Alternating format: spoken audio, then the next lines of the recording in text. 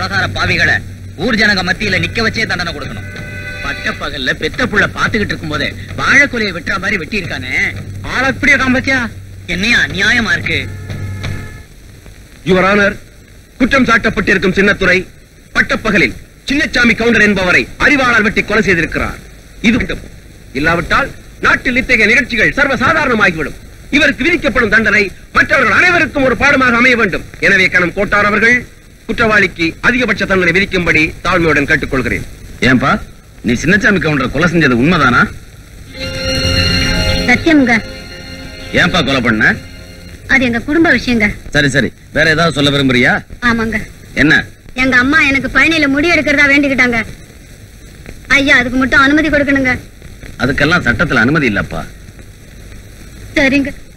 குற்றம் சாட்டப்பட்டுள்ள சின்னதுரைக்கு கருணை காட்ட சட்டம் இடம் தராததால் குற்றவாளியின் வயதையும் குடும்ப சூழ்நிலையும் மனதில் கொண்டு இளம் குற்றவாளிகள் பள்ளியில் 14 ஆண்டுகள் தண்டனை அனுபவிக்க தீர்ப்பளிக்கிறேன். அம்மா அம்மா அம்மா அம்மா அம்மா அம்மா பழனிக்கு போய் மொட்டை போட்டுக்க முடியாதுன்னு சொல்லிட்டாங்க. பழனிக்கு தான் நீ போக முடியாது. அந்த பழனி முருகன் இங்க வர்றதுக்கு எந்த சட்டமும் தடை போட முடியாதுடா.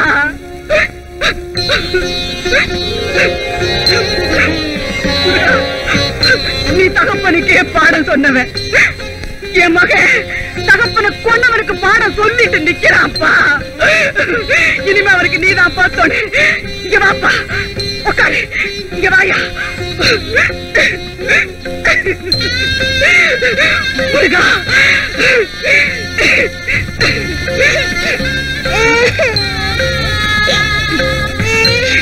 ஏண்டி அழற? உங்க அண்ணன் காசு பணத்துக்கு ஆசைப்பட்டு யார் தலையை அறுத்துட்டு ஜெயிலுக்கு போகலடி. அம்மா போயிட்டு வாப்பா. என் உசுறு இருக்கிற வரைக்கும் உனக்காக நான் காத்துக்கிட்டே இருப்பேன். ஒருவேளை உங்க அப்பா தன்னோட என்ன அழுத்துக்கிட்டாருன்னா தங்கச்சியை மட்டும் கைவிட்டுடாதப்பா, காப்பாத்து. வா.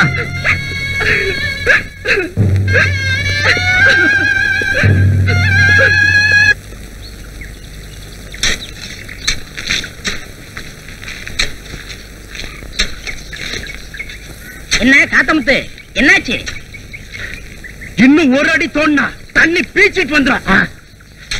சந்தோஷம், எப்படியோ தண்ணி வந்தா சரி. ஆமா, மத்தவங்க எங்க போயிருக்காங்க? எல்லாரும் சாப்பிட போயிருக்காங்க.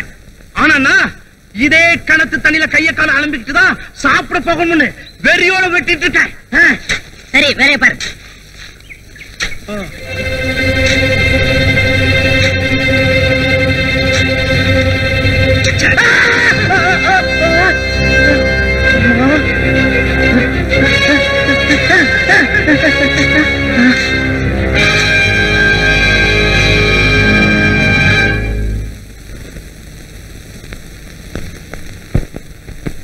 ஐயா, போன காரியம் என்னாச்சு?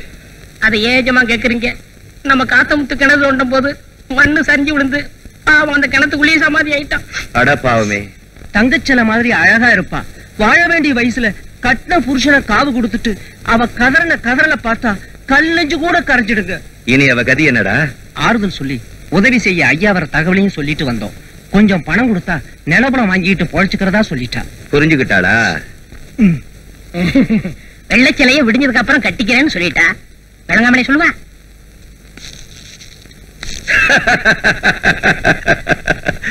ஆக காத்தமுத்து கிணறு சரிஞ்சு செத்துட்டான்னு ஊரை நம்ப வச்சிட்டீங்க.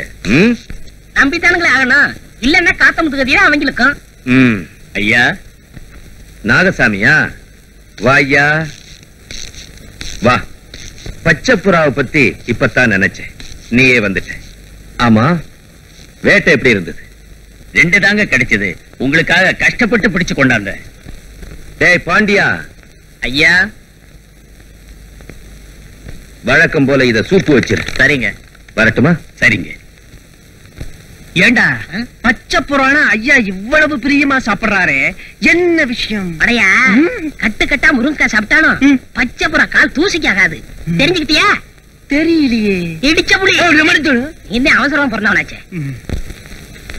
அடி பாவி, உன் புருஷனை எரிச்ச இடத்துல இன்னும் கூட சூடு ஆறல. என்னடி இது அலங்காரம்? யாராவது பார்த்தா காரி துப்புவாங்க. என் புருஷனை எரிச்ச இடத்துல இன்னும் சூடு கூட ஆறலன்னு சொன்னியே, அதுக்குள்ள என்ன அனுபவிக்க ஒருத்தன் தூது விட்டு இருக்காண்டா. அவ எவ்வளவு பெரிய அயோக்கியனா இருக்கணும். யாரடி அவன்? பெரிய பண்ண. எனக்கு ஏதாவது அண்ணா, என் குழந்தைய மட்டும் ஆளாக்கி விட்டுடு. அந்த பெரிய பண்ணைக்கு இன்னைக்கு நான் ஒரு முடிவு கட்டுறேன். எடுத்துட்டு போ, எடுத்துக்கிட்டு.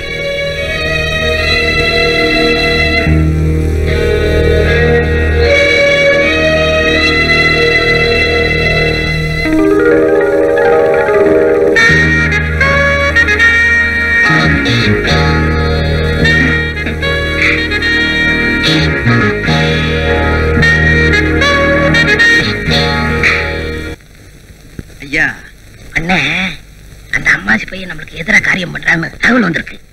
கையோட கூட்டிட்டு வந்திருக்கோம். என்ன ஏதுன்னு விசாரிக்க. எசமா கும்பிடுறானுங்க. பாப்பா எங்க உன்ன ஆளையே காணும்? அறுவடை சமயமாச்சுங்களே, வேலை சரியா இருந்தது. வயலுக்கு போற வழியில என்ன பேச்சு நின்னு போச்சு? அம்மாசி, நல்ல பாம்ப சாமியா நினைக்கிறவங்களுக்கு அது பல்லுல இருக்கிற விஷத்தை பத்தி பயமே இல்லை. அதை யமனா நினைக்கிறவங்களுக்கு தான் கண்டதும் கை கால் உதறும், கதிகலங்கி போகும். ஒரு வகையில பார்த்தா நானும் நல்ல பாம்பு மாதிரி தான். என்ன சொல்ற? எசமா, நாங்க உங்களை தெய்வமா தான் நினைக்கிறோம்.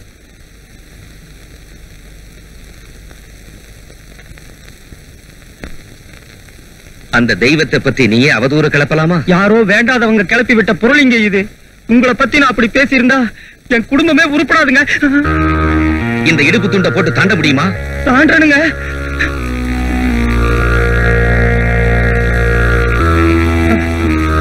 என்ன முடிச்சு? இது ஆலத்தம்மன் கோயில் பிரசாதமுங்க.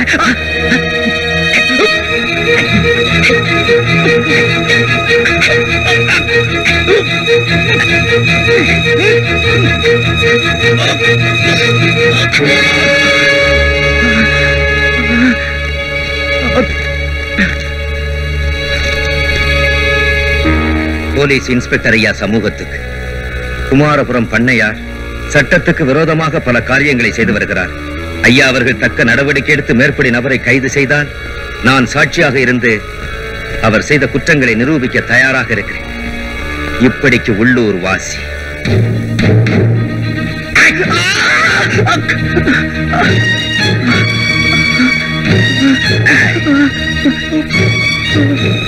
இத பட்டாமணி இதுகிட்ட எழுதி வாங்கிட்டு போலீஸ் ஸ்டேஷனுக்கு போய்கிட்டு இருக்கு. அப்படித்தானே?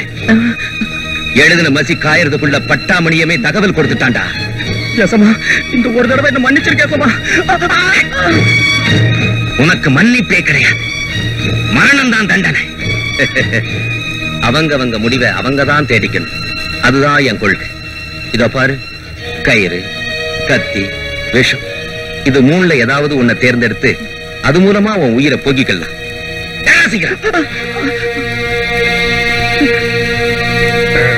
ஆலோசனை ஐயா, கித்தார, தப்பட்ட, சங்கு, பச்சை ஓலைக்கெல்லாம் சொல்லிடு. சரிங்க. அவசரம். நான் இப்பவே போய் தண்டோரா போட்டு அமாசியோட சாவை பத்தி சொல்லிடுறேன். நாளை காலையில 10 மணிக்கு சாக போறான். ராத்திரி 10 மணிக்கு தண்டோரா போட்டா ஊர் சந்தேகப்படாது. இந்த ஊர்ல பெரும்பாலும் இயற்கையா சாகுறதுன்னு எல்லாருக்கும் தெரியுங்க. கேட்டியா அம்மாசி? நாளைக்கு ராவு காலம் முடிஞ்சதும் உன் சிதைக்கு நான் தீ வச்சிடறேன். நான் பார்த்தா போறேன். ஆனா கண்டிப்பா உனக்கு முடிவு கட்ட எவனாவது வராம இருக்க மாட்டான். இதை நீ ஞாபகத்துல வச்சுக்கோ.